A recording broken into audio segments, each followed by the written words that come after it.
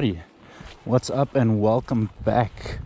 First ride of 2020, and I want to start off by saying Happy New Year first of all, and to everyone that supported me in 2021, I really appreciate you.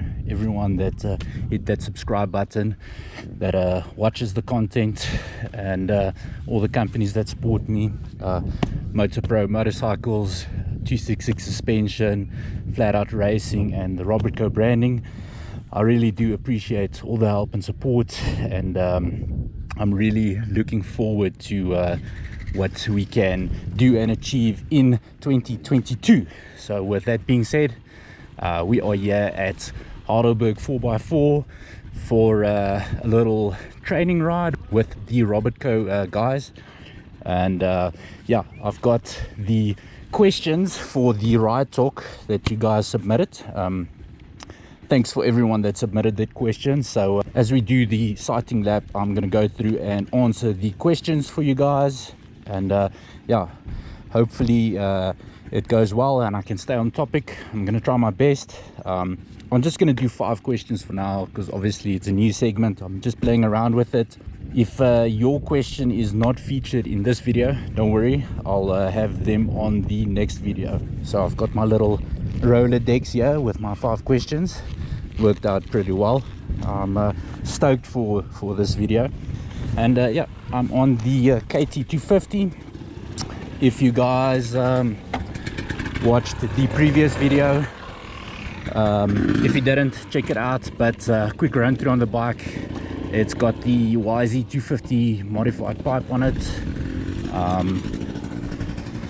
The barrel was machined, so the full transfer port's being used now, and it's got a little bit higher compression. Other than that, the bike is fairly stock. It's got a modified hardguard on it. I modified a gear lever because we're trying to find the correct length gear lever that works best. It's got a leader tread gummy tire on it, but it's still running tubes. But yeah, it should work well for this video. So yeah, as I mentioned a couple of videos before, in the next week or so, we are going to be doing a graphics kit giveaway with Robertco branding. So if you haven't already, please hit that subscribe button and stay tuned for the notification for that video. And yeah, enough blabbering. Let me heat cycle the bike and warm up a bit, and then we'll see you guys on the trails.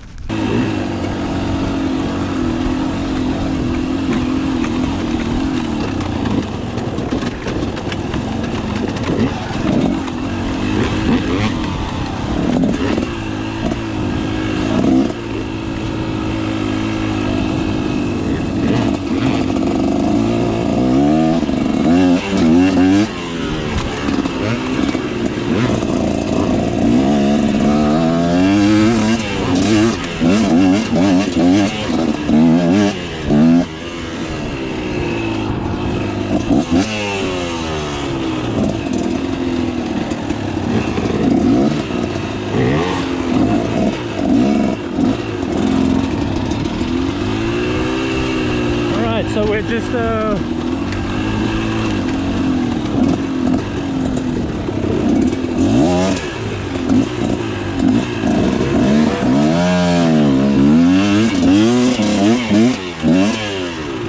just warming up a bit, so I might as well start with the first question. So John asked, how many push-ups can you do? Okay, so before I start, just say, like, some questions are like technical, more serious questions, and some questions are just for the hell of it. Yeah, you guys can literally ask me anything, but the answer to John's question, how many push-ups can I do, it depends on the day.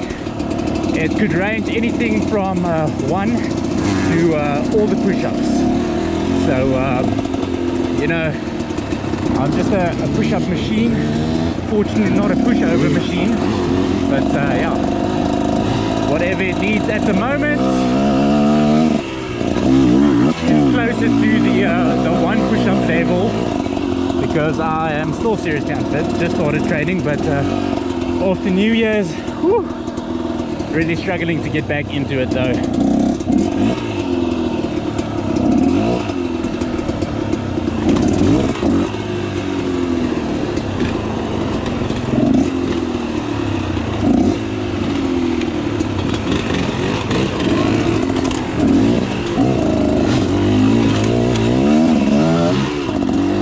So far the KT250 a little bit lower down, more talky stuff. Handling it with no problems at all. The little bit extra compression and the other pipe really gave it quite a bit more low down torque. But I mean the modifications are not done yet.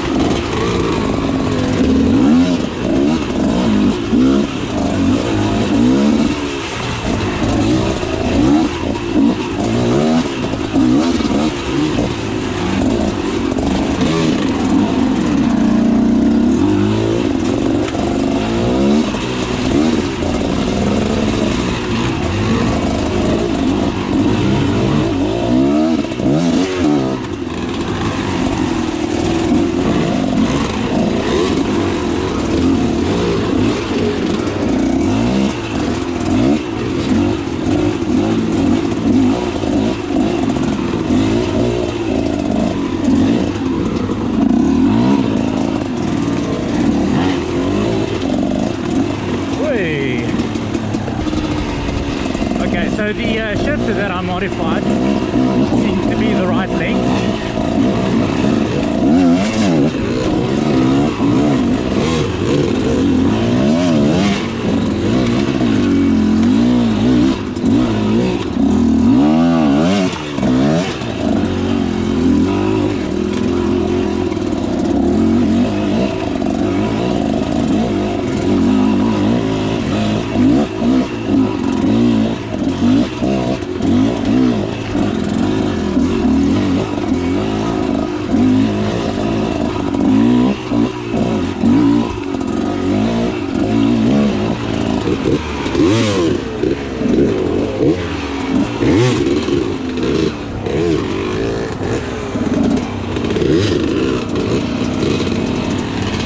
The bike's tugging nicely.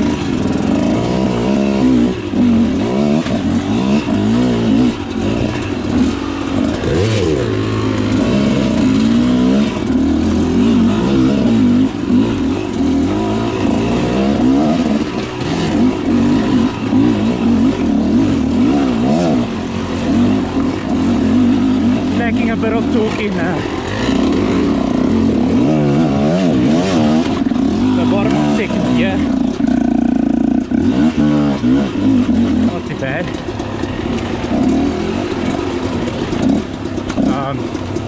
Yeah, on to the next question. Whew. Out of breath already. So Darren asked,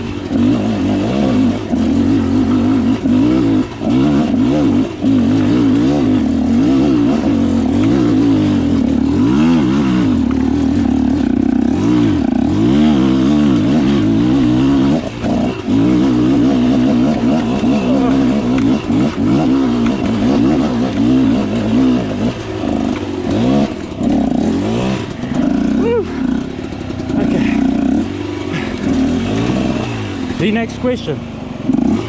So Darren asked if and kicked on performance parts versus seat time. So each one of them has their place, but for the most part I would say seat time is the most important aspect, because I mean it doesn't help you have the most blinged out ride with all the trick parts on it that makes a ton of power, but you don't have the skill set to utilize that power properly. I mean, you need to be able to ride that bike. You know, I think that's where a lot of people get into the issue where they buy a bike, they want to start riding technical stuff, and the bike is kind of overpowered for them. They crash, they get hurt, and they don't want to be involved in the sport anymore. So ride whatever you have and just get as much seat time as possible.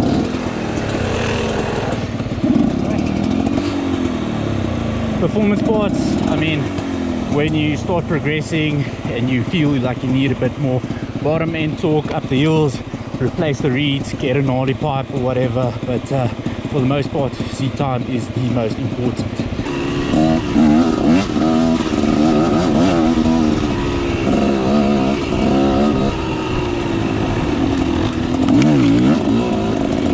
So yeah, the next question, let's get into it. Zane asked, you know, the bro Zane the videos, does wearing a helmet make you bald? Mostly it could. I mean, Zane's always wearing freaking hairbands for his long mane, so I think the hairbands might pull up more hair than a helmet. But in my case,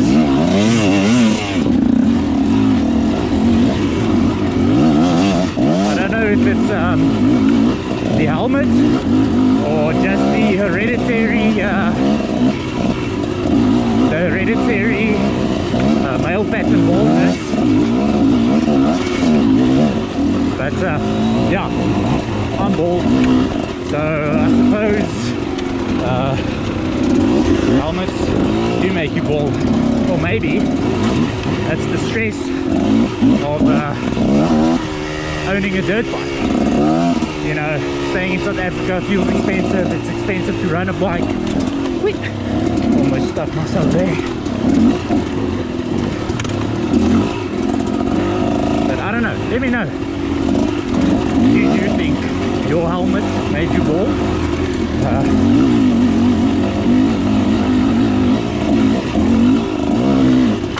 Oh man, this bike so far is operating like a freaking champ. This thing has handled everything so far. Really enjoying it. Yeah, I'm really thankful for Keith from Moto Pro for always giving me the opportunity to ride and race these bikes and help do testing and development on them. It's really a lot of fun. Whoop.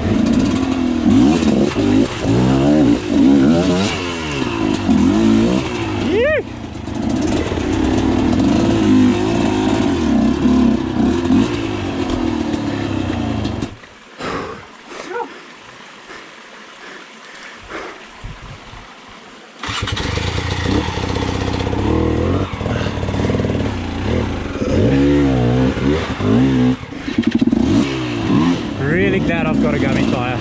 I'll do the next question when we're done with this section. From here we're going to carry on with the bronze or silver. This is going to be the last extreme bit.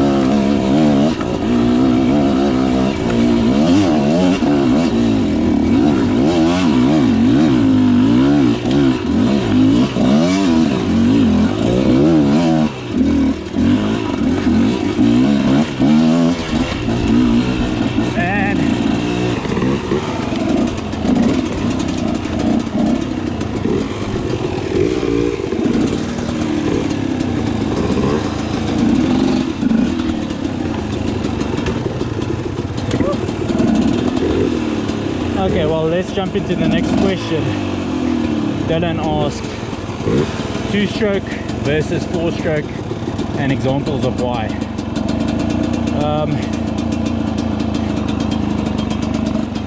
It's kind of a preference thing. I mean, I've done various terrains.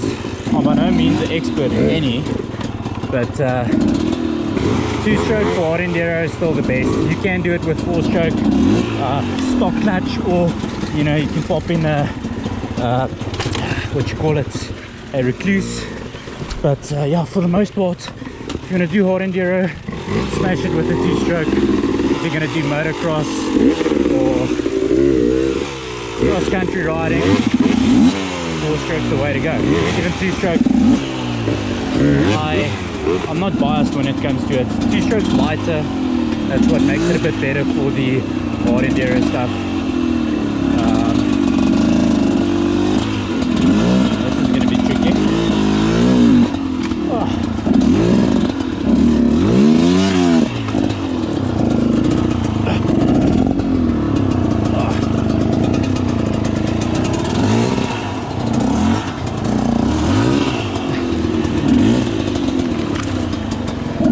Most important thing is to just have a bike and just ride.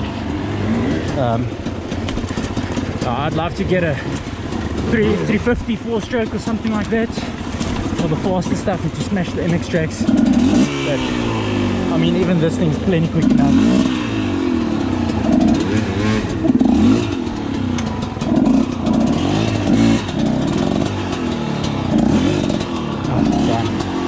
Myself in a shit spot here.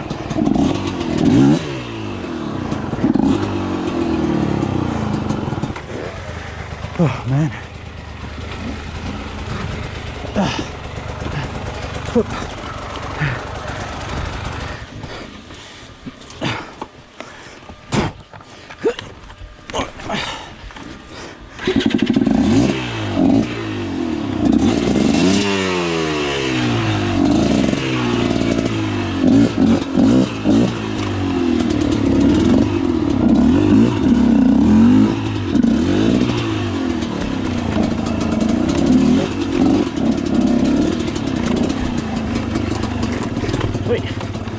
stuff is really slow going. Oh.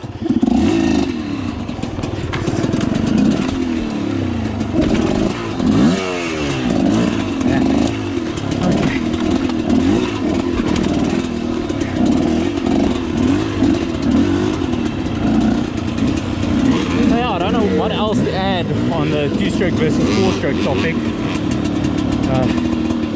Yeah, it's personal preference. I mean, you can just look at kind of what the pros do and use.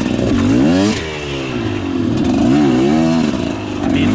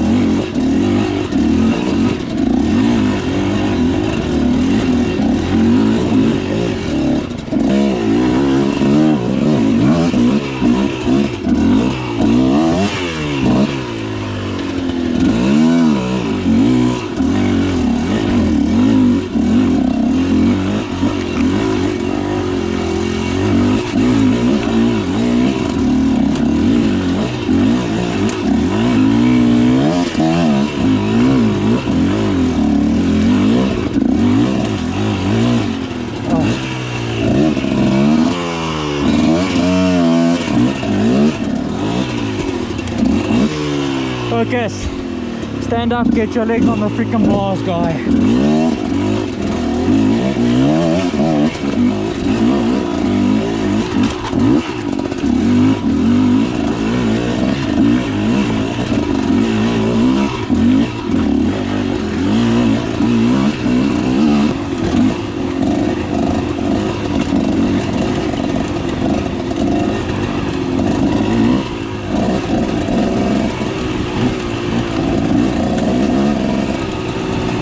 Okay, so last question, and that's Keith from my Moto Pro's question.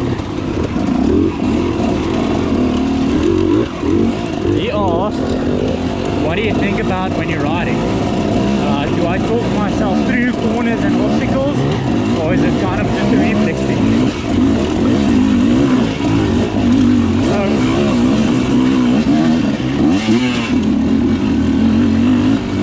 I don't really talk myself through the obstacles or whatever, like analyzing what I'm doing. That's kind of reflex, but every now and then you kind of have to motivate yourself a bit, like just in the previous clip.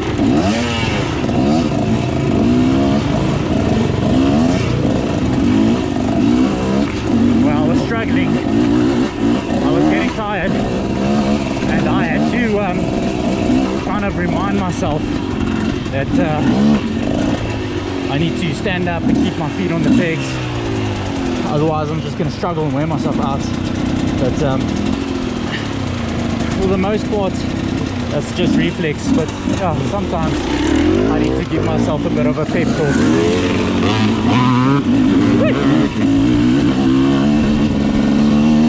But yeah, we are all pretty freaking stuffed. We were hoping to do like 2 or 3 loops to train as a race, or to do for race training. But Justin was the only one who didn't party hard on New Year's, so he's fresh and he's like keen to go. But all of us are kind of stuffed. And JJ, he's been kind of, he had social events on, and he's been riding almost every day, so he's like completely worn out. I mean, I'm alright, but just like on these climbs,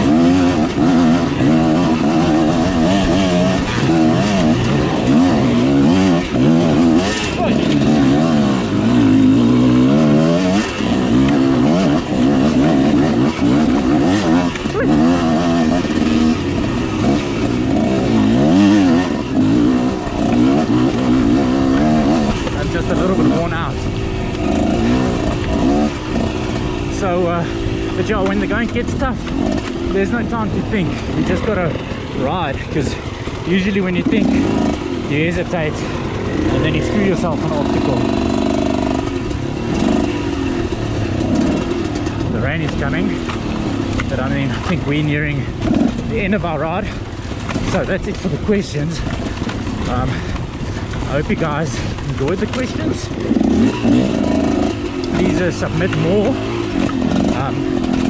I'm looking into getting a microphone for the GoPro just so the voice audio is nice and clear.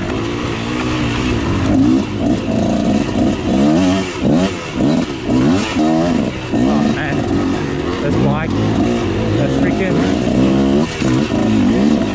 taking it in stride. Super impressed.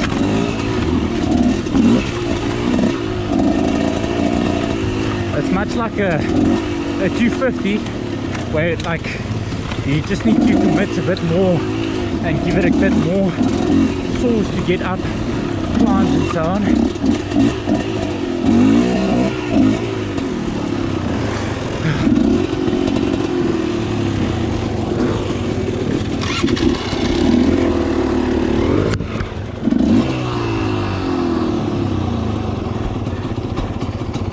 Oh, the rain's starting now.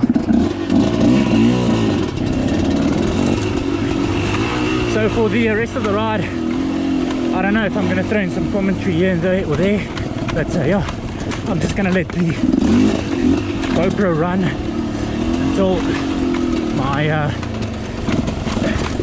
battery runs out or the memory card gets full, and then I'll see how much we'll actually put in the video.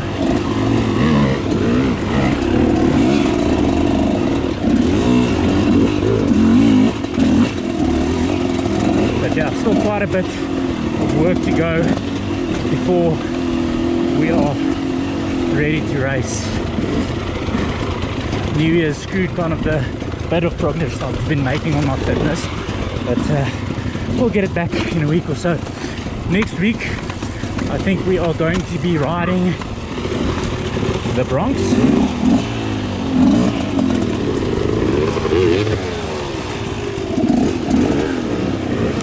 So Zane will be back on his KTM. I think he's super stoked for that.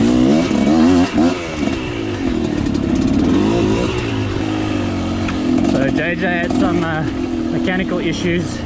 His front brake pads, the little pin that holds them in, or the sprung plate that holds them in, came out. So he's got 0 front brakes. So our mission now is literally just to get off the mountain, and it started raining now. Oh!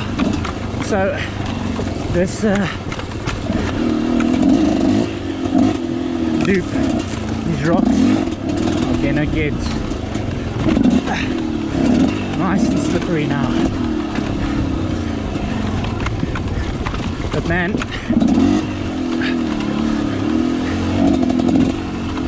if anyone had doubts about this bike, I think okay, obviously we're still gonna have to put it through its paces in some races or something, but the bike is way more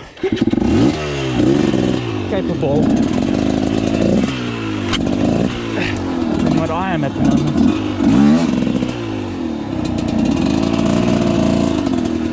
Let's just wait for the other guys. Not sure which way to go now.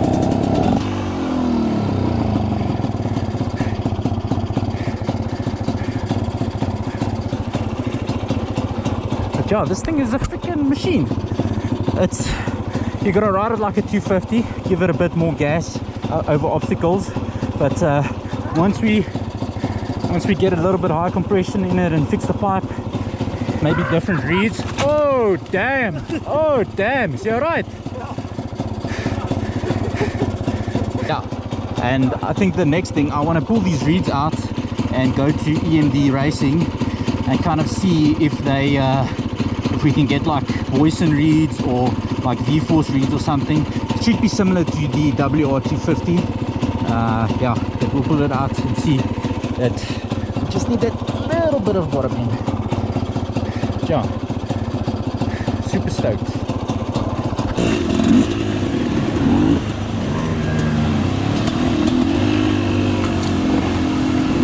Okay, last bit till the end. I think this is the river section that we came in on.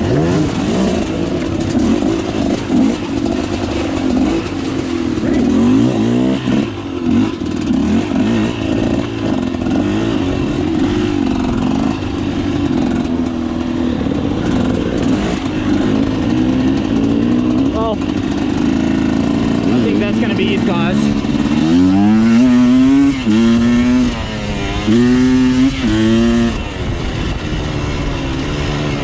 I hope you guys enjoyed the video. Remember to hit subscribe if you want to, if you enjoyed it.